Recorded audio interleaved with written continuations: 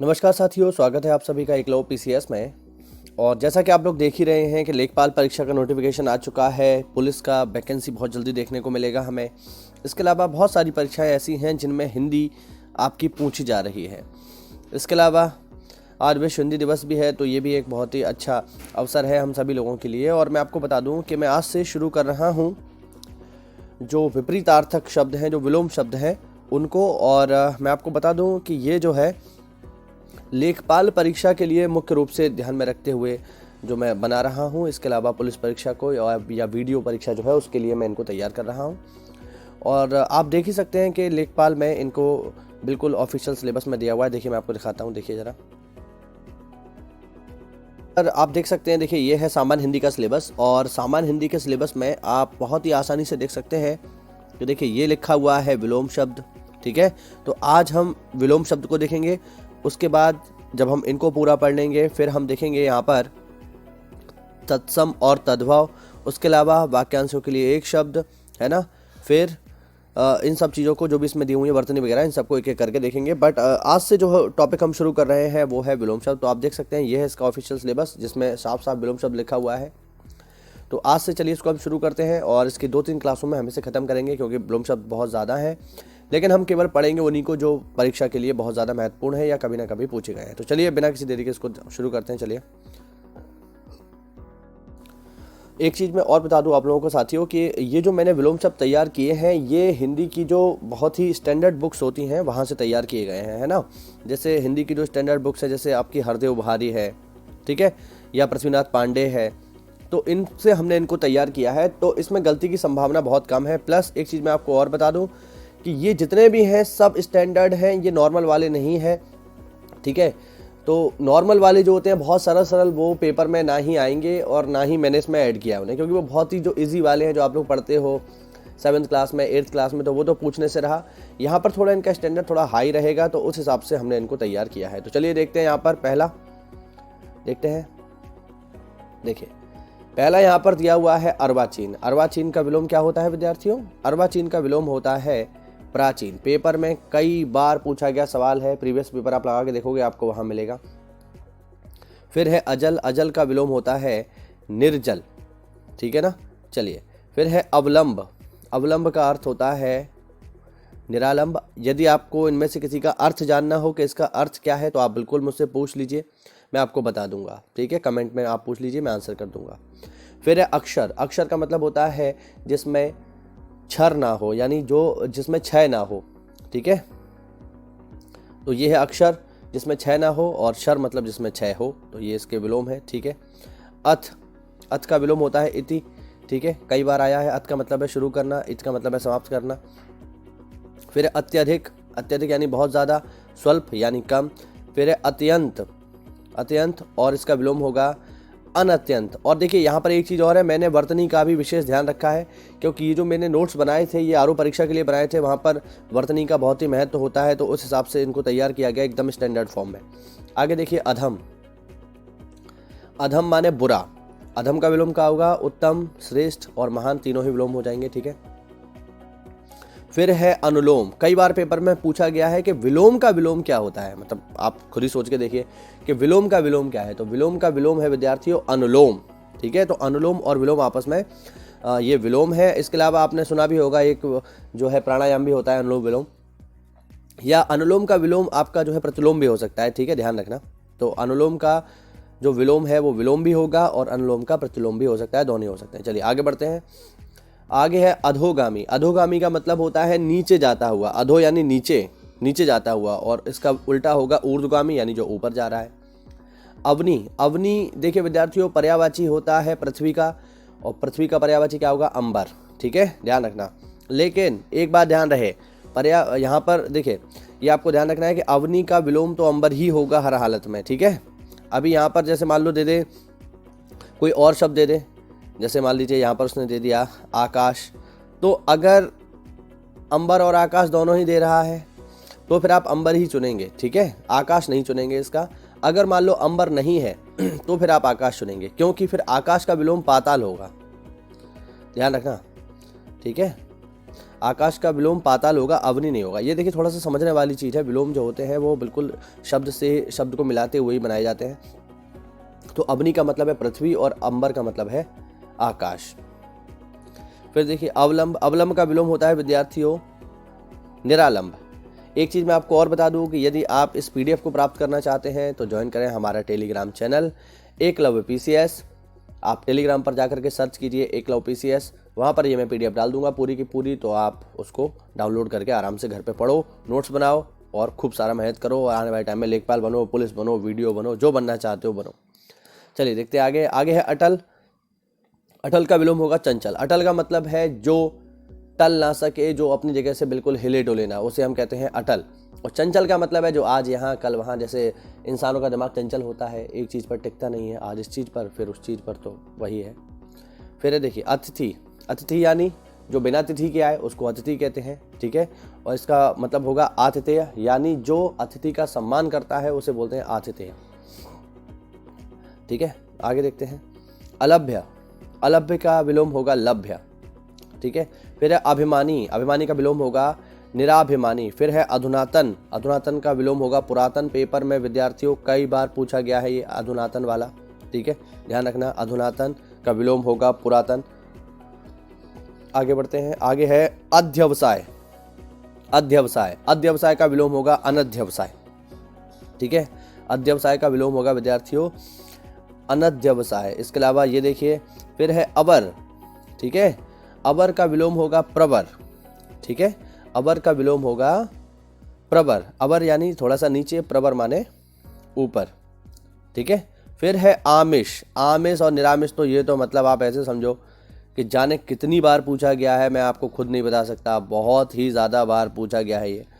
चलिए इसमें ज़रा जो समस्या रहती है उसको देख लेते हैं। देखो आमिष का मतलब होता है, देखिए सबसे पहले तो यहाँ पर एक गलती है जो मैं आपको पहले ही बता दूँ। देखिए यहाँ पर गलती है ये कि ये जो लिखा हुआ है ना आमिष का सामिष, ये सरासर गलत है। यहाँ पर गलत लिख गया है, मैं आपको इसको करेक्ट करा देता हूँ। ये बिल्कुल गलत लिखा हुआ है। आमिष और सामिष एक ही बात होती है, ठीक है। आमिष और सामिष एक ही बात है, यहाँ पर गलत लिखा गया है, आप इसको ठीक कर लीजिएगा। आमिष और सामिष एक ही बात है। आमिष और सामिष का मतलब होता है मांस सहित, ठीक है। तो बहुत बार हमें ऐसा देखने को मिलता है कि आमिष का विलोम लोग सामिष लगाए जाते हैं या सामिष का विलोम आमिष लगाए जाते हैं। ऐसी गलती आप लोग ना करें, ठीक है। पेपर में इस तरह की गलती जब आप करते हैं तो वो आपको काफ़ी नुकसान पहुंचा देती है। मैं आपको स्पष्ट कर दूं कि आमिष और सामिष एक ही बात है और इन दोनों का ही मतलब होता है मांस सहित, ठीक है। और इनका विलोम होगा निरामिष, ठीक है, बिना मांस के। तो ध्यान रखना, ठीक है, ठीक है, ध्यान रखेंगे इस बात को। आमिष और सामिष एक दूसरे के पर्यायवाची हैं, विलोम नहीं है। यहाँ पर गलती से लिख गया है ये, तो इसको ध्यान रखेंगे। आमिष और सामिष एक ही बात होती है और आमिष और सामिष दोनों का ही अर्थ होता है मांस सहित। और इनका विलोम क्या होगा विद्यार्थियों? इनका विलोम होगा निरामिष। तो ध्यान रखना, थोड़ा सा अंतर है, महत्वपूर्ण है, लेकिन पेपर में कई बार आया है। आगे देखिए, आगे है आवाहन। आवाहन का मतलब होता है किसी को बुलाना और विसर्जन का मतलब होता है विसर्जित कर देना, यानी किसी को विदा कर देना। फिर है आडंबर। आडंबर का विलोम होगा निराडंबर, ठीक है। फिर है आग्रह। आग्रह, आग्रह का विलोम होगा विद्यार्थियों दुराग्रह, ध्यान रखेंगे इसको। चलिए, फिर है आविर्भाव। आविर्भाव का विलोम होता है विद्यार्थियों तिरोभाव। आविर्भाव का विलोम क्या होगा? तिरोभाव। फिर है बहुत ही इंपॉर्टेंट, पेपर में कई बार आया है, मर्त्य, मतलब अमर। अमर का उल्टा क्या होगा? मर्त्य। अमर का मतलब जो कभी मरे ना, और मर्त मतलब जो मरने योग्य हो या जिसकी मृत्यु हो, उसे हम बोलते हैं मर्त। चलिए आगे बढ़ते हैं, चलिए देखते हैं आगे। चलिए आगे दिया हुआ है विद्यार्थियों अभ्यंतर। अभ्यंतर, अभ्यंतर का विलोम होता है विद्यार्थियों बाह्य, क्योंकि अभ्यंतर का अर्थ होता है भीतर, तो इसका विलोम क्या होगा? इसका विलोम होगा विद्यार्थियों बाह्य, ठीक है। फिर है आदिष्ट। आदिष्ट, आदिष्ट का मतलब होगा किसी काम को करने की अनुमति, ठीक है, और इसका विलोम होगा निषिद्ध, यानी अगर किसी काम को आप कर पा रहे हो तो आदिष्ट, और नहीं कर पा रहे हो तो निषिद्ध। कहते हैं ना कि इस स्थान पर प्रवेश निषेध है, इस तरीके से। फिर है आतप, ठीक है, आतप।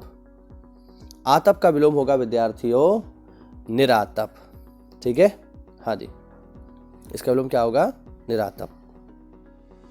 आतप शब्द है, इससे मुझे याद आया रामधारी सिंह दिनकर का बहुत ही फेमस 2 लाइनें, जिनमें वो लिखते हैं कि वर्षा अंधड़ आतप अखंड, पौरुष के हैं साधन प्रचंड। ये उन्होंने लिखा है रामधारी सिंह दिनकर की रश्मि रथी में, जिसमें मैंने ये वीडियो बनाया है। आप चाहें तो आई बटन पर क्लिक करके उसको देख सकते हैं। ये पूरी कविता काफ़ी बढ़िया है, उसमें ये शब्द आया है आतप। तो आतप का विलोम होगा विद्यार्थियों निरातप। आगे बढ़ते हैं, आगे देखते हैं आदृत। आदृत का विलोम यहाँ पर क्या होगा? आदृत का विलोम होगा अनादृत या निरादृत भी हम इसको बोल देते हैं, कोई दिक्कत वाली बात नहीं है, पेपर में दोनों ही चल जाते हैं। ठीक है, फिर है आवर्तक। आवर्तक का विलोम होगा विद्यार्थियों अनावर्तक। फिर है आकंपित, इसका होगा निष्कंप। फिर है आगामी। आगामी मतलब आने वाला, विगत मतलब बीता हुआ। फिर है आपका आबाल। आबाल का उल्टा होगा विद्यार्थियों वृद्ध। फिर है ईहा। ईहा का विलोम होगा अनीहा।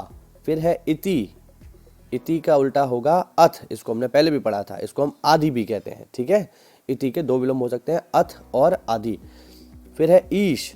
ईश का विलोम होगा अनीश। फिर है ईश्वर। ईश्वर का विलोम होगा विद्यार्थियों जीव, ध्यान रखना, ईश्वर का उल्टा जीव। उद्घाटन।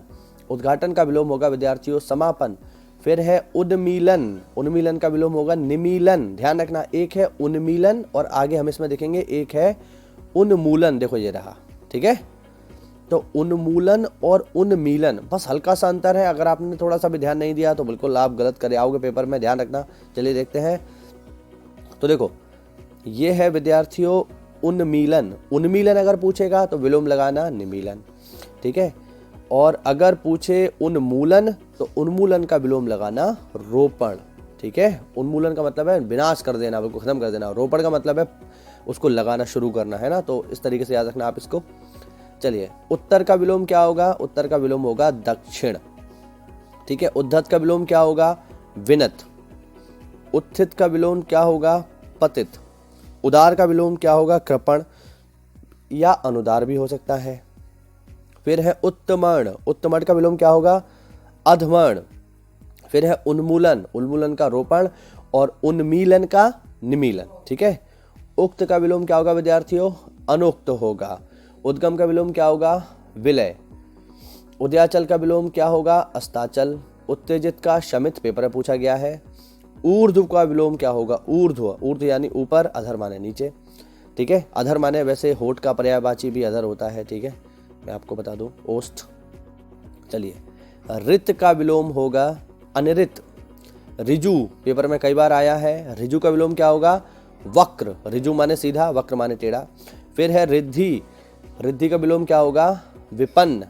और फिर है आपसदारी। आपसदारी का विलोम होगा दुजाएगी, है ना। तो ये देखिए, यहाँ पर हमने कुछ जो है विलोम शब्द आज पढ़े। इसमें और भी हैं, काफ़ी सारे हैं, ठीक है, जिनको हम आगे भी धीरे धीरे पढ़ते रहेंगे, क्योंकि काफ़ी समय है हमारे लेखपाल के पेपर में, तो बड़े आराम से हम इसको तैयार कर लेंगे सारे के सारे।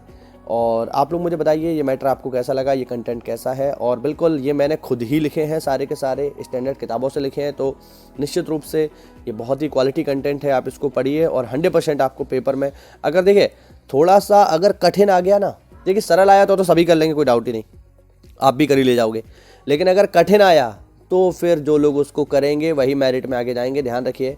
और ये बहुत ही स्टैंडर्ड है। कठिन आएगा तो इस PDF से बाहर नहीं जाएगा, बस आप अच्छे से पढ़ाई करते रहो। सरल आएगा फिर तो यार सब कर ही आएंगे, आप भी कराओगे, उसमें कोई नई चीज़ नहीं है। ठीक है, तो हम स्टैंडर्ड की तैयारी करेंगे ताकि अगर कठिन भी आए तो हम लोग कर ले जाएं उसको, और लेखपाल में या वीडियो में या पुलिस में आप अपनी एक सीट पक्की कर सको। इसी के साथ चलिए आज के लिए इतना ही, मिलते हैं अगली क्लास में। कोई डाउट हो कमेंट के माध्यम से पूछिए। वीडियो अच्छा लगा हो तो वीडियो लाइक करिए, चैनल को सब्सक्राइब करिए। मिलते हैं अगली क्लास में, तब तक के लिए जय हिंद, जय भारत, वंदे मातरम।